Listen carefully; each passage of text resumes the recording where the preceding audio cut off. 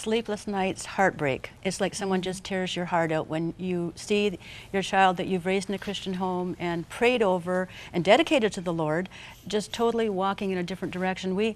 I woke up many nights, God woke me up to pray. What we found was very interesting when we started doing this book was that we were comparing notes. I'd kept journals and she'd kept notes on papers, and so many times I would wake up in the night and find my husband's side of the bed empty because he would be out in the living room, and often he prayed all night long and then just simply went to work from there, and I'd be awake all night. And I can remember one of the scriptures that God gave me during that time was in Psalm 56, I believe, and it says, God sees me turning and twisting and writhing on my bed, and he collects all my tears in his bottle and records every one of them in his book. It's such a personal God we have, that he looks into our painful situation, the heartbreak, and he's there with us. He's there for us. But I would only say that it's because of a great deal of prayer and knowing that God, nothing is too big for God to handle. Did you feel personally responsible for this? Did you feel guilty about this? Absolutely. Yeah. Shame. Absolutely. We didn't even tell anybody for a very long time in our church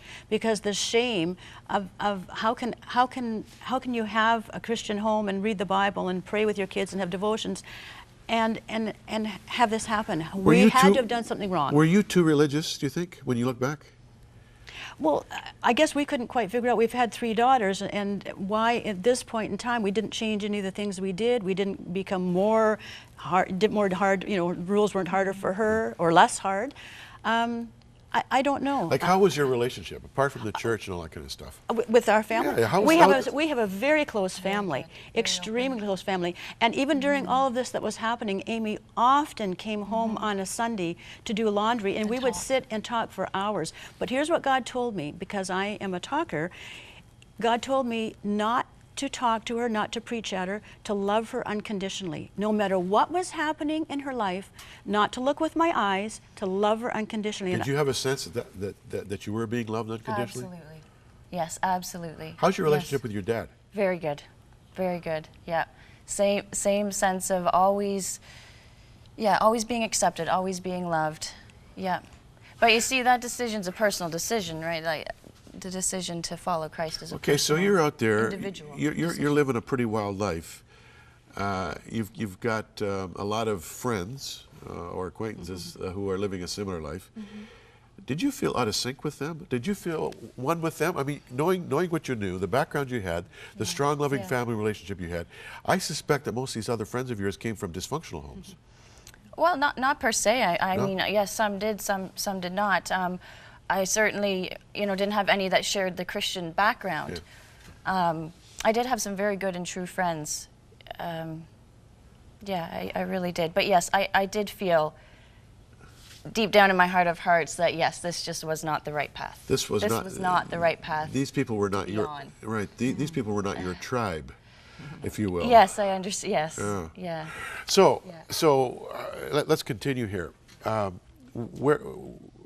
Where was the turning point? The road back. How did that come about? Well, I got kicked out of the apartment, of course, because I paid no rent, and so I had moved back home. And I slowly started coming to church here and there, and that just sparked that truth in me that I knew this was what I needed to do. This was the road I needed to be on. And I didn't actually have that breaking point until I had actually gotten into a car accident and was arrested for drunk driving, and I was sitting in the jail cell, and the Lord had just spoken to me that, you know what, this is it, no more of this, that you're destroying your life, this is not what you're created for. Well, this is not what anybody is created for. And that was a real turning point in my life. That was a real turning point.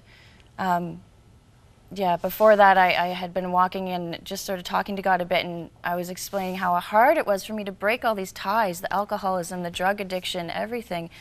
And he was just explaining to me, which is where the name of the book comes in, he just said, cut the strings. Just cut the strings. And that's what I heard from him. And in the jail cell, I just also heard, I've cut the strings now. Huh. So that was sort of my low point and my changing point. You told me earlier that you didn't feel that you, as you were enough, that you were lacking something. I guess your self-esteem was pretty low. Yeah, yeah. How is it now? Great. Yeah, much better. Is this an Amy that you've never known before? Yeah, definitely. It definitely is. When I came back, it is an Amy I've never known before.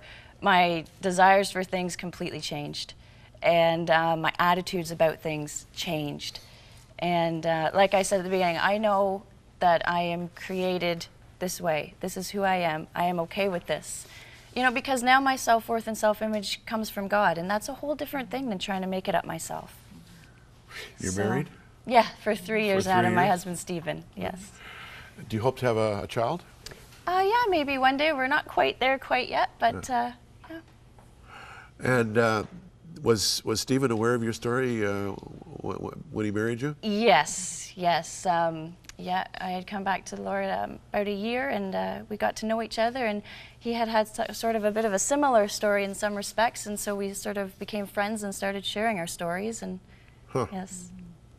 And how are you feeling, Mom? Wonderful. Now, so if you had to do over again, if you had to raise this girl over again, what would you do differently? I'm not sure. I'm not sure what I'd do differently. Maybe pay more attention. I wondered if having 2 other teenage daughters at the same time as she was going through this, and there were some other things happening in her family that were pretty traumatic. I'm not sure what can be done differently.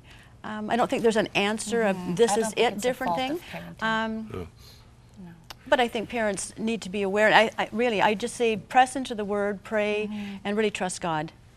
Let's look at some pictures, just so we can get a bit more of a well-rounded. This is you with the man in your life, obviously, That's Sharon. right. His name is Bill. That's right. How long have you been married? 40 years this May. 40 years this May. And this is? My mom and dad. Your mom and dad. Yes, my mom passed away. She would have been thrilled to see this day. And my dad is still alive and a wonderful man of God. So your mom was praying for Amy. Oh, I was just going to yes. say the power of praying Yes. grandparents while Yes. praying family is amazing. Yeah, really. Now, now you got to tell me about this. That's my horse, Buckwheat.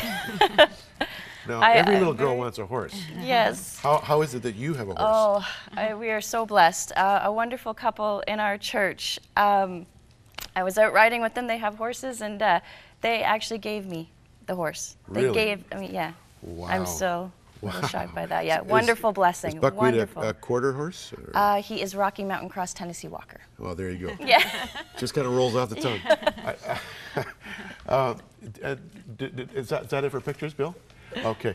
Well, you know, this is a remarkable story, and now I need to read the book. Again, I apologize that I didn't get a chance to read it before interviewing you. It's called Cut the Strings. It's by Sharon Cavers and Amy Jackson, and it has a foreword by David Maines. Yes, it does. Bless his heart. Along with everything else he does, he writes forewords to books. Talented. Thanks for coming by. Thank you Thank very you so much. Terrific story, and very, very encouraging and very redemptive.